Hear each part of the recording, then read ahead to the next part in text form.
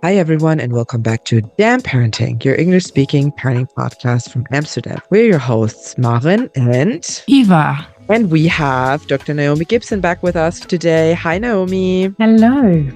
And today we want to talk about another psychology topic. And we thought, can we talk about parenting from the same page? How can we as parents or as the two main caregivers get on the same page with our values, with our communication, with our respect towards ourselves in regards to our child, but also in regards to us as a relationship? How can we do this from the same starting point, and how can we keep going alongside each other while we're on this journey instead of someone running ahead, someone coming behind, someone shooting in front of? How can we do this as a team and not counter each other out, but put the pieces together so we're building up a great upbringing for our child and also grow with this challenge in our relationship? Of course, I didn't do any research because you know me, but of course we have Eva doing all her research. So you actually found a very interesting article about this whole topic. Do you want to jump right into that? I wouldn't class it as interesting because we were laughing quite a lot at this article, because when I was reading it to you, I had to scroll up and I went, oh, of course, this is by a man. And I'll just read out a quick paragraph. And it says, it takes time to recover from childbirth, both for men and women. And that already had the two of us laughing because we were kind of like, well, hold on. But then it went on to, but especially for the woman who gave birth. You're like, okay. Thanks. Yeah. And then it says, significant, isn't it? I know. And then it says the result of the physical reality of breastfeeding, not to mention the fact that she pushed a tiny human out of her body or else had major surgery. And obviously the normal sexual desire may decrease dramatically. It already launched into sexual that I just was like, this cannot be from a woman's viewpoint. But the one thing was, the whole idea of this article was basically they were talking about the relationship. And one of it was couples can't handle physical and psychological changes. For example, it opens with, did you know that you can go longer without water than sleep? And so for any parent with a newborn, you're going to know very quickly in those first 3 months that, you know, you're not going to get the sleep you really need. So then it was just coming into the changes in roles and values and identity, which can cause both parents to experience a shocking, if not traumatic, psychological adjustment, which is going to lead to emotional withdrawal and can also then increase neediness amongst one or other. So the awareness is really crucial. So this is where the kind of conversation was coming from this article. Some of it was shocking. Some of it was, yes, this is where we are at. Quite hyperbolic language, isn't it? It's quite dramatic. I mean, I would say it's a massive shift, but yeah. And this is the death knell to your relationship.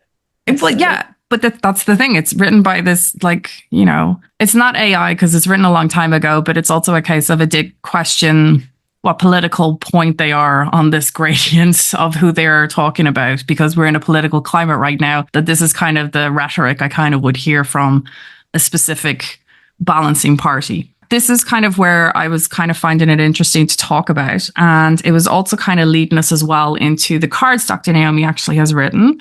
Do you want to tell us a little bit about your cards so that we can kind of, so people can kind of understand where this is going to be leading into?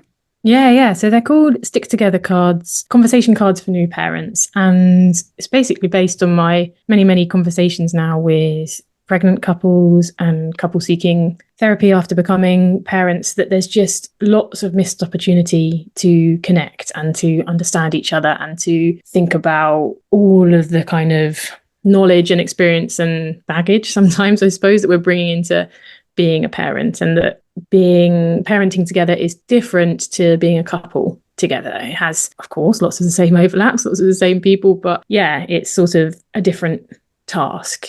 And yeah, research tells us, and I know from working with lots of couples, that if you can stay kind of connected, if you can come together through the challenges rather than turning away, then it's better for your emotional well-being, it's better for children's development, it's just creating a safer and a happier and a more kind of more restful place at home. And so these are 40 questions with 4 different areas. One's on practicality, so you know, the practical questions about who's looking out for you and these sorts of things. One's on learning about each other, things about now, things about the future. There's a section on intimacy. We know that intimacy and sexual intimacy changes a lot when parents when couples become a parent. So kind of giving some space to that. And then the last one is on family values. So what do you think is important about being in your family, and where are you getting that information from? Yeah, they're all really open-ended questions with no right or wrong answers, just sort of an opportunity to learn about each other as a couple.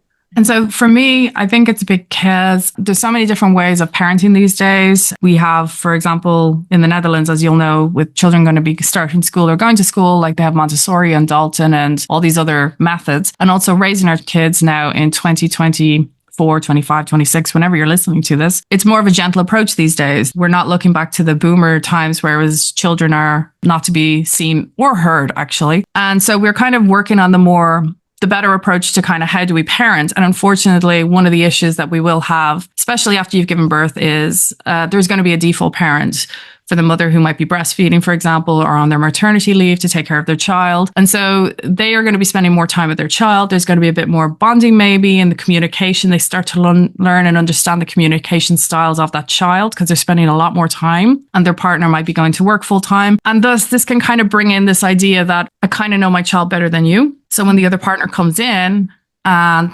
something happens, you spill milk, one parent might be like, oh, just stupid, like just clean it up. And the other parent might be like, we don't use that language. Can you please refrain, and this is where I think a lot of, not resentment, but this is where this kind of little bit adds to little bit. And eventually it will come to when the hay will, cave that little camel in, as it would be. So we're trying to kind of go back to the idea of how do we parent from the same page? Mm-hmm. I also want to throw in one more factor where I think something that we also need to be aware of when we become parents, it is so hard to stay away from societal roles, and it's so hard to not fall into that. And when we become a couple, it's like you can shield yourself a little bit more from that. But then when you have this whole thing of still floating around mother's instinct and how people still think this is a biological engraved whatever into our genes thing, and then we have this we are faced with this expectation maybe from our partner, like, well, you have this mother's instinct, right? So easy floating for you. So you should know what to do. And until we also really address this elephant in the room, that there is, first of all, no such thing as the mother's instinct or biological engraved in our genes, how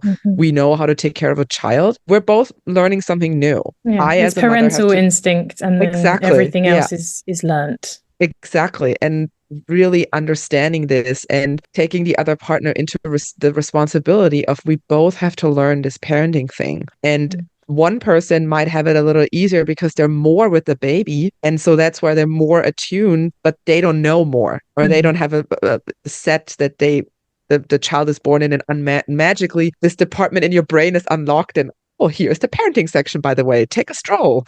But you have to put this information in there. And I think this is also a very crucial part about this whole conversation, parenting from the same page, that we have to really understand that we both are capable of learning these things, and we both are capable of getting this information and putting it together. Yeah. So and with the same page is not ever going to be exactly the same page. So you have the same child, but you've got an individual relationship with that child. You have your own history, you have your own experiences of being parented, you have, whatever gender you are, and all of the societal norms and cultural norms around that. The same page is not this is it that we're both doing. It's the same book.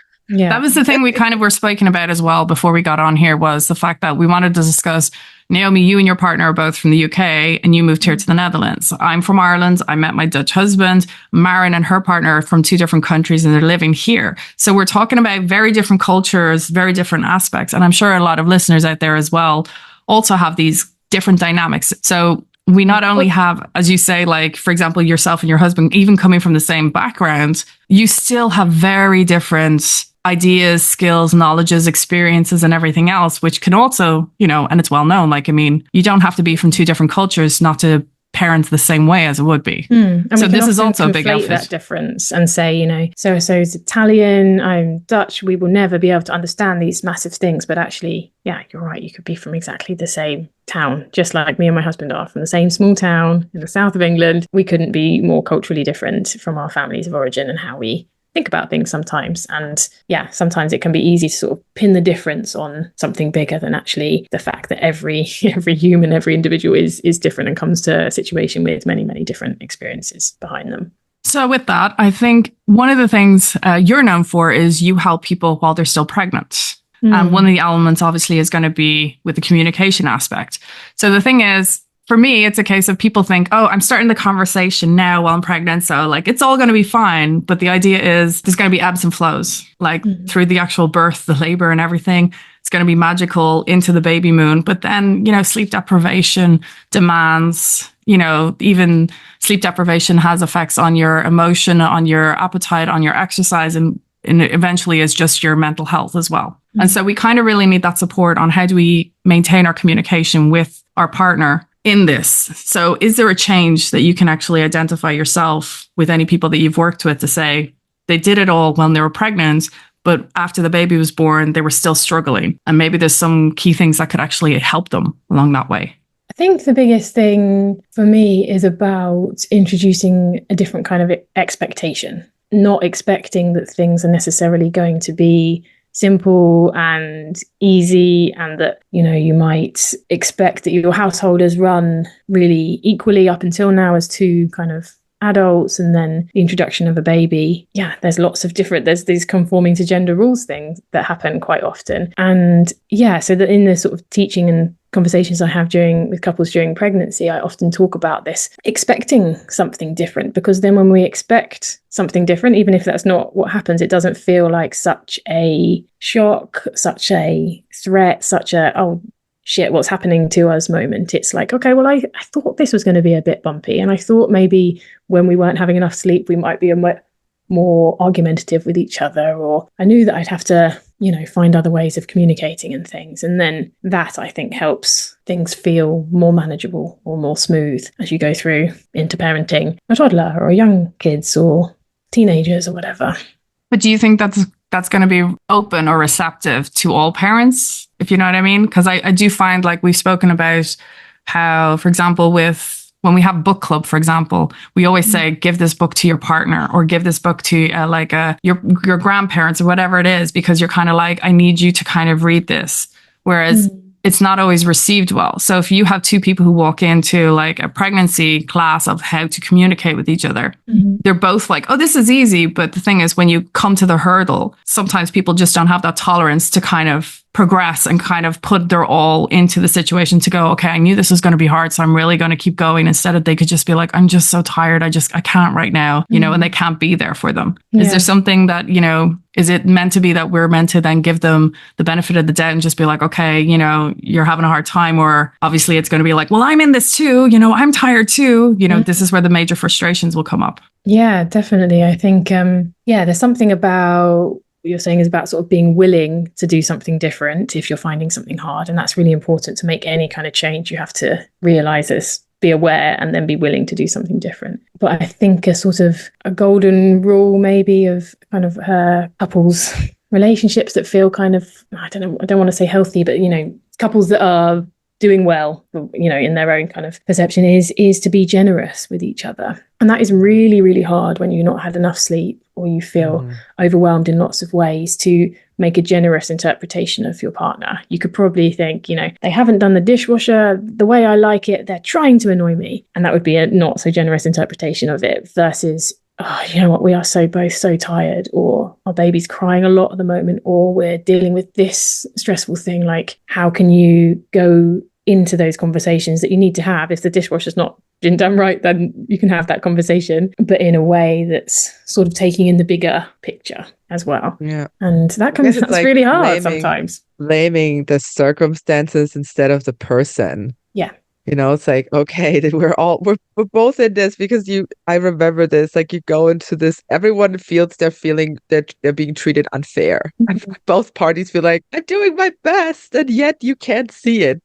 At least it was for us, like, both of us felt we're not seeing each other. Yeah. Yet of course, no one wanted to blame the child, because we love her so much. It's like, all right, who can we blame then? It's just us. And then you're in this, and then of course it was also COVID didn't help with that, because you're isolated with this whole thing, and It's so hard to look at each other and be like, hey, stop, stop, stop, stop. It's not us. It's the thing around us. It's the circumstances. It's the situation. It's the context. We love each other, right? So let's look outside together. How can we heal from the inside and not let this outside struggle, the dishwasher, be the thing? We can both be angry at the dishwasher, but let's not be angry at each other. Yeah. And that does take a lot of willingness and, Yeah. and a sort of a kind of a change in mindset, because often when we're in these struggles with our partner, we want them to see how hard things are for us and to get it and to say like, yeah, you are having it worse and I am the baddie here, and to really side with that. And that can feel good sometimes, and you have those kind of fights where you're doing that. But yeah, I guess if your ultimate goal is to find a way to kind of connect and have, relative harmony in your home, then it doesn't really, you need to be in the same team, whatever that looks like. And yeah, it can often take a bit of a sort of a mindset shift to get there. So how could we actually then improve the communication around like parenting decisions to avoid any misunderstandings or conflicts, especially in front of the children? Obviously, please don't do this in front of the children, but is there a way that... Although sometimes inevitably you will be having these conversations. We don't want sort of screaming matches in front of children. That's not nice for anybody. But, inevitably there will be times, won't there, I think. So is there ways that we can actually then... The communication aspect is the big thing. Is a case of like, how do we actually... Is it a language? Is it certain words we should start learning to use? Is there words we should stop using as well? Like what kind of tactics could we use? So when you're communicating anything difficult or that might feel the audience is difficult, it's always best to use I statements. I feel like this, rather than you're doing this to me kind of thing. And that invites a more open and less defensive response, even if you feel like saying you're doing this and you're not doing good enough. And to come always from your position is a really helpful place in any kind of conflict as well. And to take it, let's say, for example, you have one way of approaching a issue with your kid that you've read something about, or you just know on your feelings that it's the right thing. Somebody else your partner's doing something different, and that you want to have a discussion to kind of take it out of a non-active parenting moment, not in the heat of the moment be doing it, but actually, when are you both calm? Because to make any changes, you need to be able to think, and we can't think when we're in a sort of activated fight or flight state. We're just doing. So to come to a point where you can think and be curious and go from there. And also, curiosity is really important in communication, like asking the questions that feel sort of open, and they are opening it up to learn about your partner and say, hey, you did this earlier, or you said this, and I wondered, what was that like for you? What's going on for you? Or, to be kind of open and curious, and then be able to, hopefully learn and make some changes if they need to. I do wonder if a lot of the issues that parents have is around kind of things like managing like toddler tantrums, for example, or a screaming infant who has gas or colic or what have you. And it's just a case of you have two different parents. So one is like, I'm just going to use this gentle parenting. I'm going to hold, I'm going to be there. And the other parent who's just obviously not able to deal with it and might, at the end of the day, it is down to emotional regulation, and who just can't handle that in that moment through sleep deprivation or whatever. And they're frustrated because they can't take the baby from you because the baby wants maybe you. They feel that they aren't able to do anything. So they stand there and they get very angry. And so the thing is, here you have two very different parents. One might be on the ground with a crying child, and the other one standing above, like just shaking their fists. This is, I think, I don't know if it's a very common aspect, but it's just, for me, it's always how I picture the miscommunication on managing children and like parenting from the same page is usually when it comes down to this aspect. I don't know if this is just me, but this is just always in my head. Yeah, and it could be that example, but or different. It sounds like it's just saying somebody has their own experiences and knowledge, and experience makes them want to do things one way, and somebody else perhaps has less skills of managing situations, less experience, and they'll manage it in a different way. I mean, that's extremely common in parents. We're all different people that come to a situation with different experiences, and parenting is very challenging. It's very testing of those things, isn't it? Just to jump in also, what you said, Eva, with how should we communicate? One thing that I find very challenging is then in the heat of the moment, I tend to see black and white. So we lose the gray area. So the communication also becomes then, you always do this, you never. So it's always, never. And then I get attacked because I'm like, so you didn't see the 8 times where I didn't do it. And then like they pick up on and then maybe they have tried or I have tried to change it. And then I slipped on this. And then all of a sudden it's never, ever, always, instead of I see this is happening, or like soften up the gray area, or bring the gray areas more into the conversation, mostly or at times, or whatever the alternative to always, never, ever, zero, like black and white is. That is a struggle that I come across in the heat of the moment. And then yeah, it also diminishes the progress maybe that you or the other person has done already, and that they felt, oh man, okay, I've done it the whole week. I didn't do it and I was really working on it. And then you hear the word never, or you hear the word ever, and then you feel like all your progress has been squished within this 1 second of hearing that word. Yeah, and then you're likely to make a response from a defensive place. Yeah. Because So- you never see my progress. And then it's just like this whole black and white conversation happening. And yeah. So what do you think would be the best way to handle a situation where one parent is more, say, lenient, for example, if there's a situation happening? So they're one's more lenient and the other one might be more strict.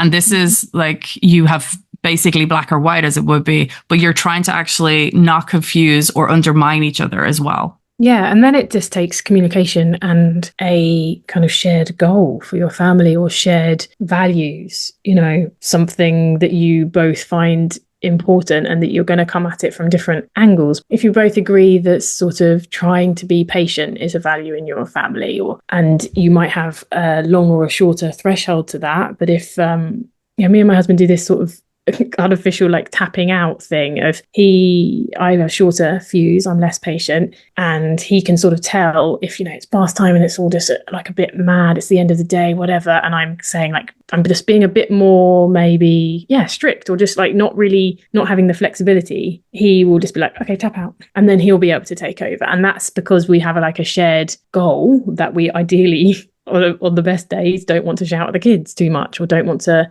so we sort of play to our strengths as much as possible. And you have strengths and weaknesses within your own relationships. And I guess it's not necessarily about doing anything, but just understanding that as best as you can and working towards whatever your shared values are for your family. Just say, for example, like you were just talking about, like you're tapping out, like one person just gets very angry or they're tired or whatever like that. What if it's the same person who's just constantly having this? How does the other partner then say, you have to learn how to manage yourself. You have to learn you can't keep saying, sing the Daniel Tiger song. You can't, what works for your child is not going to work for your partner. So how is it like, you can't say, go have counseling, or you've got to do this, because at the end of the day, it's got to come from within them. And we don't want to nag them to be like, you did it again. Like, you need to calm down. Like, this is the thing, is like, how can we help our partner then in that moment or after?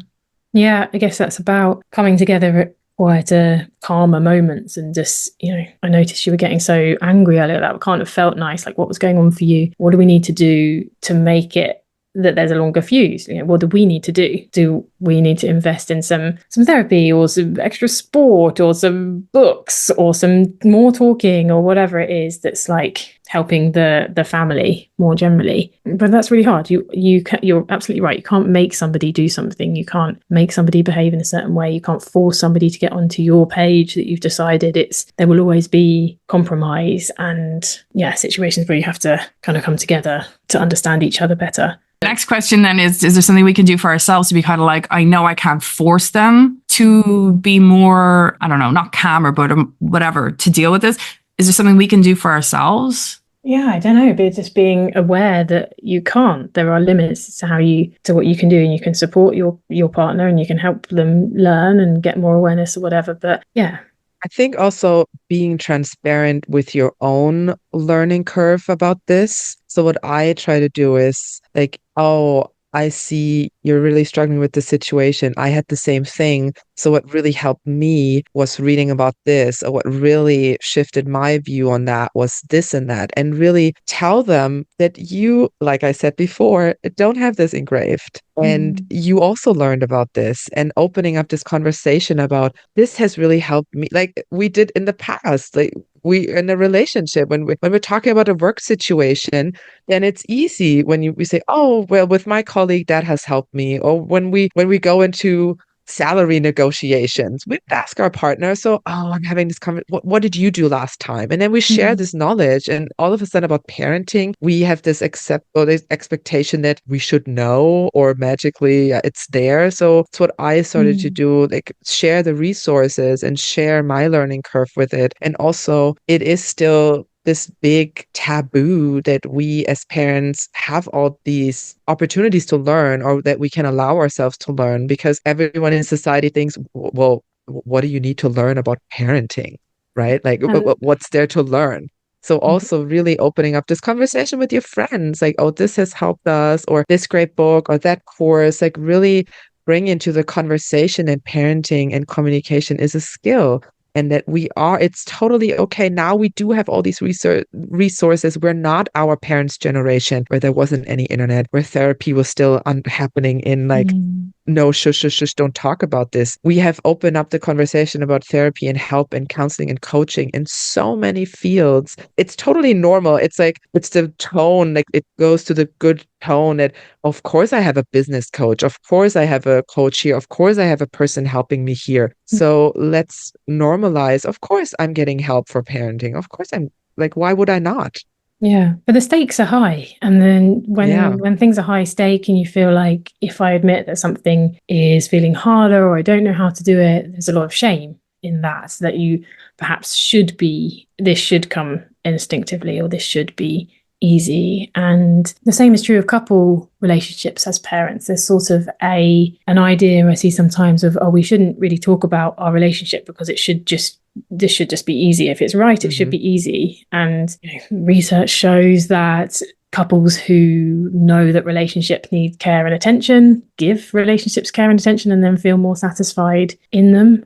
And it's sort of combating the shame that things just should be kind of swept under the rug, or they should be easier. Coming from the children's perspective, I do want to ask, is there a way that parents can create consistent rules and boundaries for the kids when both parents have a different perspective, especially on discipline or even rewards? Yeah, we do know from research that it does, if parents are consistently aligned in their boundaries, their rules, their whatever, the things within your household, then it's obviously much simpler for kids. It's much clearer. They know where they are. And if kids know where they are, they're more likely not to test the limits of that. So finding some kind of consistency and getting on the same page is really helpful for children, but it can take a long journey to get there. And it might be that, that's why I come back to values quite a lot. There might be that there's these sort of guiding principles, guiding things in your family that feel like, actually, this is our kind of hard line. This is a non-negotiable, and you work towards that. And there might be other things. I see it come up quite often around sort of eating and food. It might be that, one parent really finds it important to have a diverse and healthy, balanced dinner and eat together. And that'd be really important. One parent doesn't feel that that's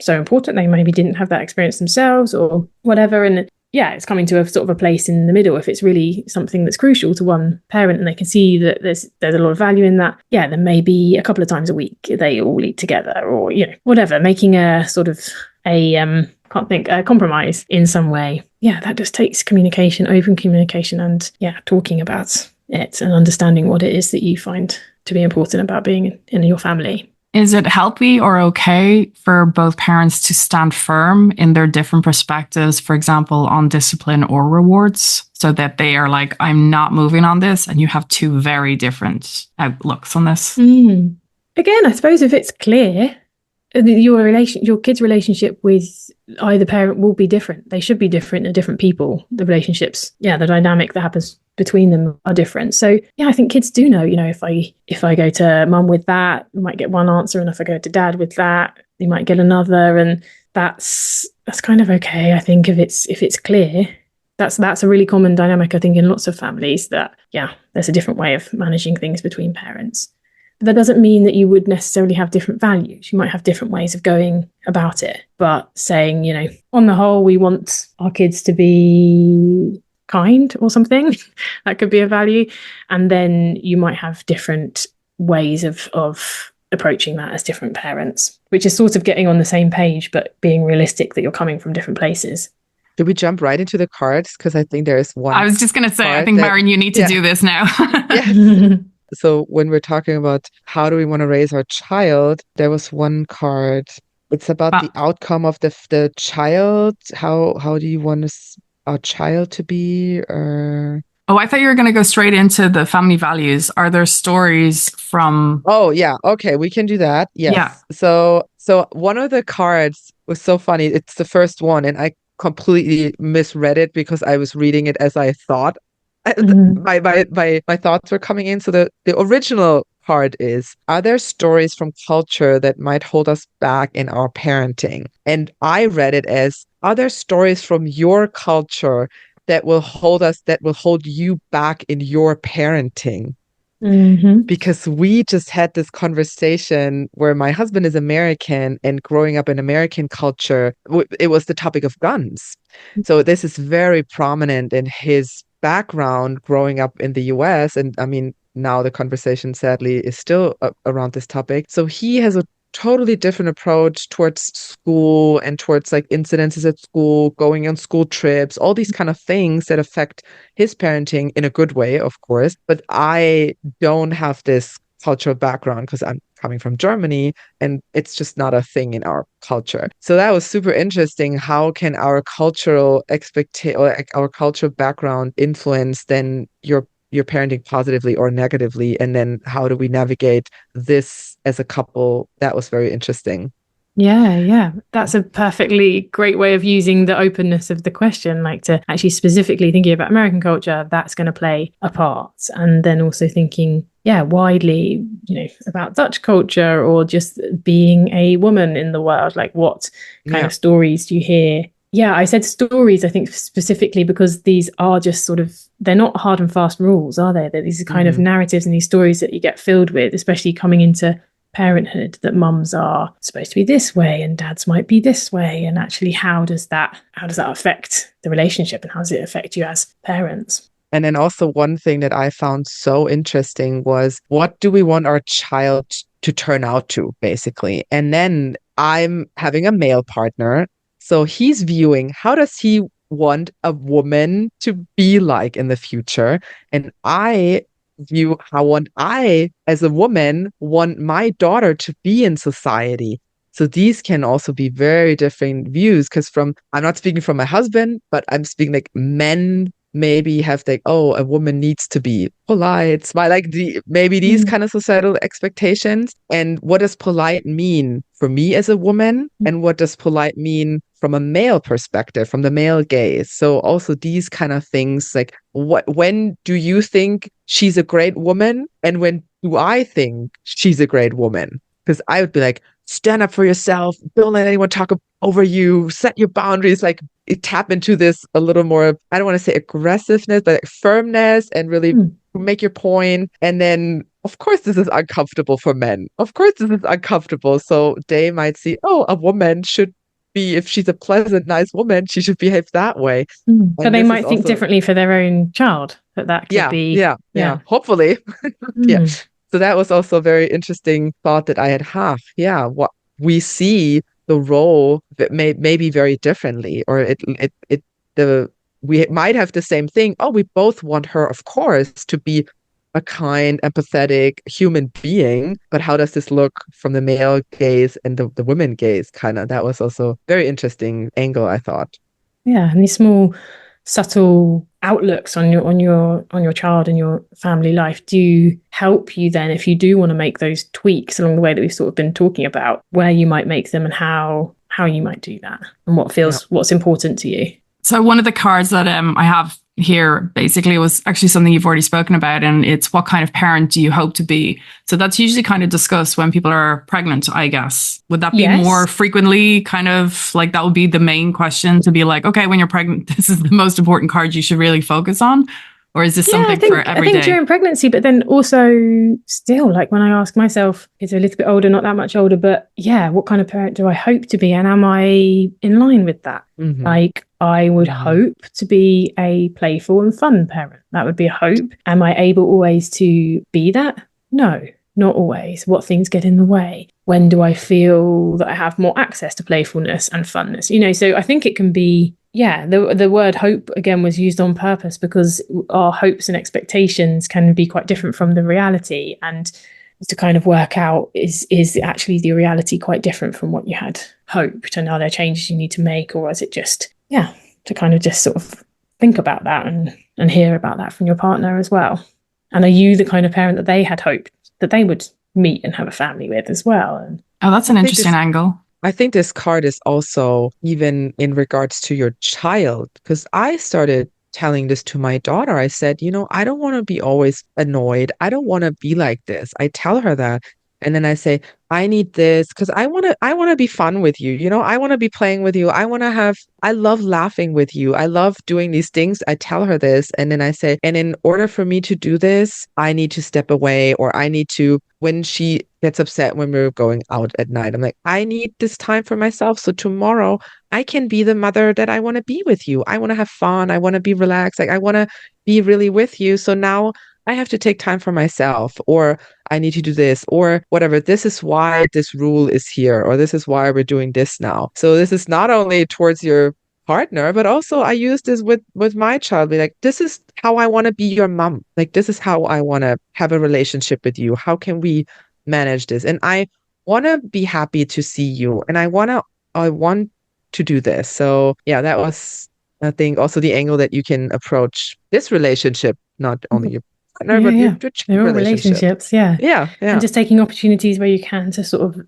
zoom out a little bit. I think we can be so in whatever it is, in the relationship, in the struggle, in the stress of it, to actually just zoom out and think, this is as you said, this is what I need to be that version of myself for you, be what I would hope to be. Another question, which I think, a card, that you, I think, already discussed as well earlier, was, when you think about parenting, what do you see as the aim? When I initially read this, I thought, what?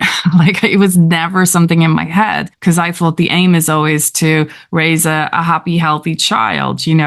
I never once considered my partner in this. I thought parenting really was me focused on my child. So I was just 100% focused on that. So it did make me second question, or take a moment to really think actually about who does the parenting affect, and that is also my partner, I guess, as well. And that you're likely to have different aims, or you might have had one kind of aim going into it that has changed since you've known yourself as a parent and you've known your particular kid, and all of the challenges of that. And as well, this sort of, I think, highlights that there will be these cultural stories that we've heard. There will be the idea that the aim of parenting perhaps is to, lots of people might think it's to kind of control a child, that you might, bring up this child that's obedient or whatever. That could be an aim. I want a child who listens to me, and my aim is to get them to listen in whatever way. That could be something somebody might think. Or my aim is to support my child till they're 18 and then do whatever. There'll be lots of different aims, and some of them will be kind of more conscious and some less conscious and influenced by so many different factors. Or it might have been, maybe you didn't have a dad around when you were growing up, and you think, well, my aim is to have my kid having two parents that can love and connect to them, or my aim is to not leave like my mum left, or there might be so many different ways of kind of approaching it.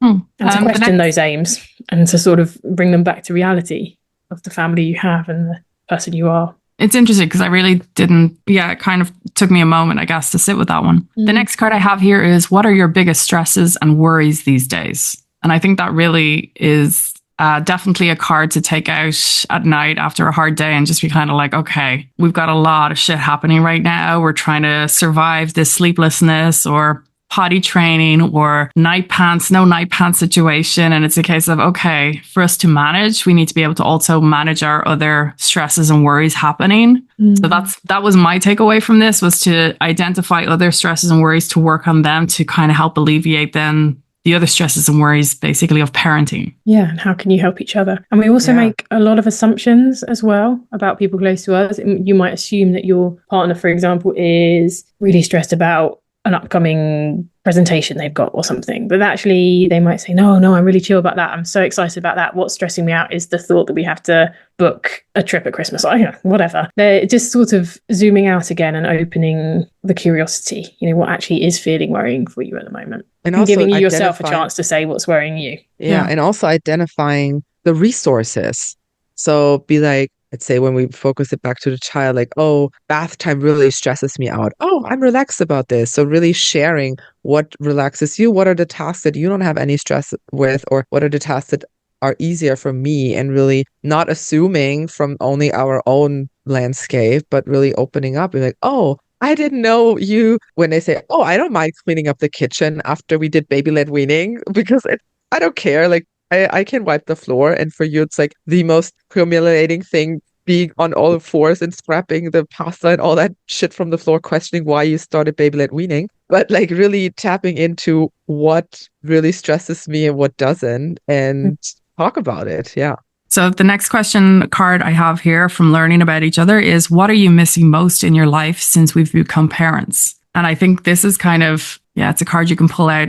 There was recently a statistic I read there, and it's like something like 2/3 of all parents with a kid under the age of 4 don't have a social life, more or less. Can't remember where I read that from, but I totally resonated with it. Yeah. Or that social life might look a lot different. It might less be parties and dinners and more standing around a playground in the cold, trying to socialize there. Yeah, I think that's that question is just hopefully opened to also invite some of the sadness that comes as well. There's a lot to gain from becoming a parent and having this new life transition, but there's also lots lost as well. And thinking, again, if there's something that was important to you that has been lost and you want to build that back in, how can you do that? Can you talk about that? Or it might be totally surprising, the things that your partner says or that you come up with that do highlight that there's a need there or a want there that hasn't been being met since being a parent. It doesn't mean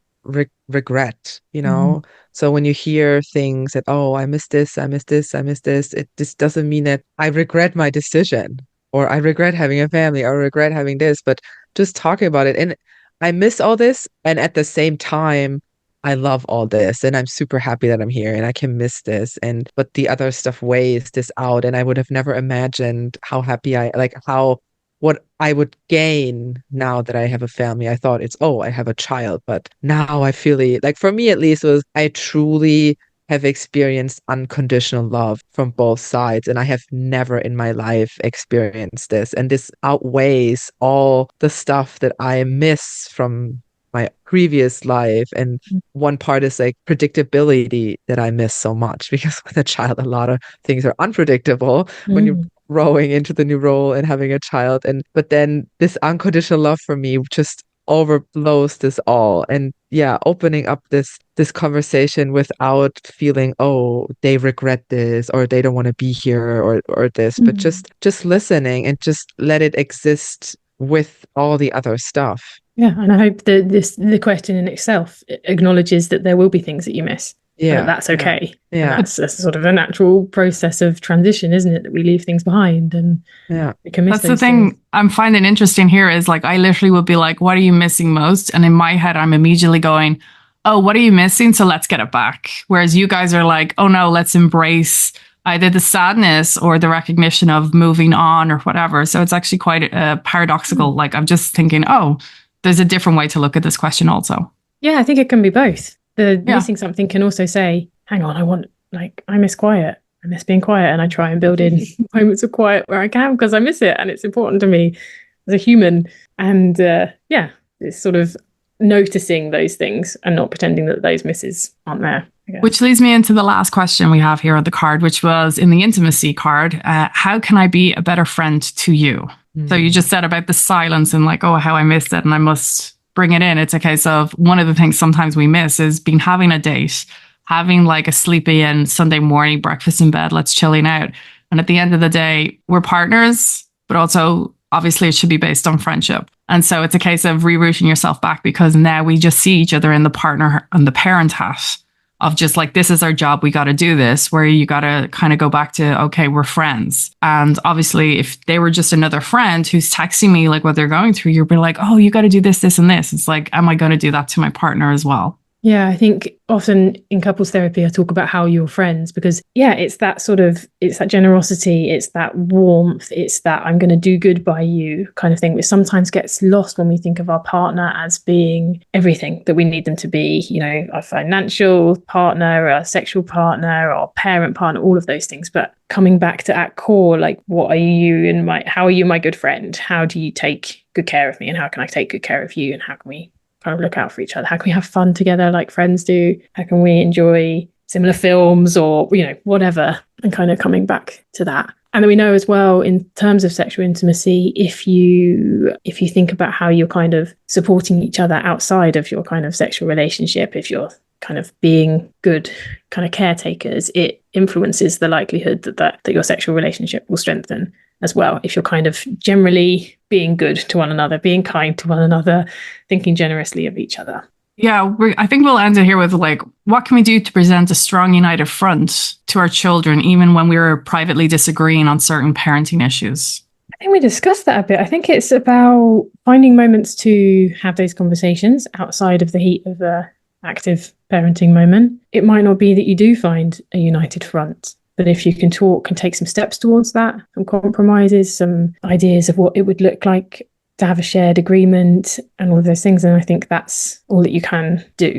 And that hopefully those conversations and that will, take you a little bit closer to it if it's not already possible. And I guess also communicating certain things that, of course, age appropriate, but also with your child, explaining why some things are very important. For me, Papa is a little less relaxed, a little more relaxed about this, or vice versa. So why do I need quiet when we're at this time of day? Why is it okay for someone else to have noise? Why is it okay to jump on the bed and why are these differences? And I think most of the time, there is a reasonable explanation that, let's say, I don't know, 3, 4, 5, 6, and older children will understand. Oh, yeah, right. Yeah, of course, because you've been with me all day and they haven't, or vice versa. Or just also, I think this is explaining more of your personality to your child, so they understand who really is Mama, what is her personality, what's important to her, and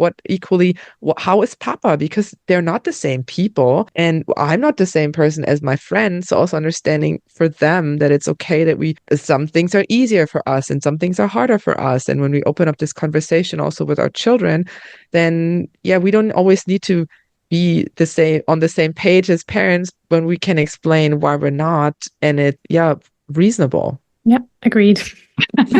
So with that, one of the things you did say towards the start was you were talking about being generous with your partner and how generousness can actually, it's obviously bringing love into your relationship. It does remind me of one of the things, which was especially for a default parent, especially during maternity leave, where you go, I'll do all the nights because you're working during the daytime. And I think that generousness is unconditional love, but it's also a case of sometimes generousness can also lead to resentment. And I think it's hopefully identifying that as soon as possible. And then, it's communication at the end of the day. Yeah. And by generosity, I didn't mean taking everything off somebody's plate so they don't have to deal with anything. I don't think that's the generosity I'm talking about. More kind of when there's a situation, how can you have a generous approach to it? How can you think the best of your partner in those moments, rather than saying, I'm going to be generous to you, I'm going to do all of the things that the kid needs always, because that is definitely a road to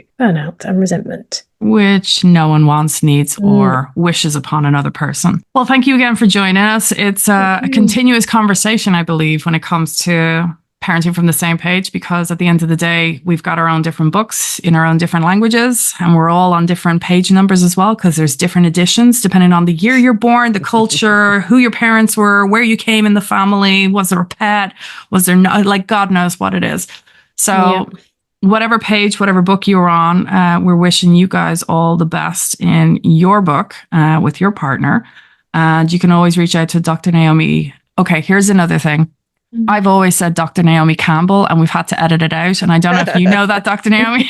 At the very start, there was so many Dr. Naomi Campbells that Maren was just laughing and editing it out. And I literally was just about to do it again. But it is Dr. Naomi Gibson.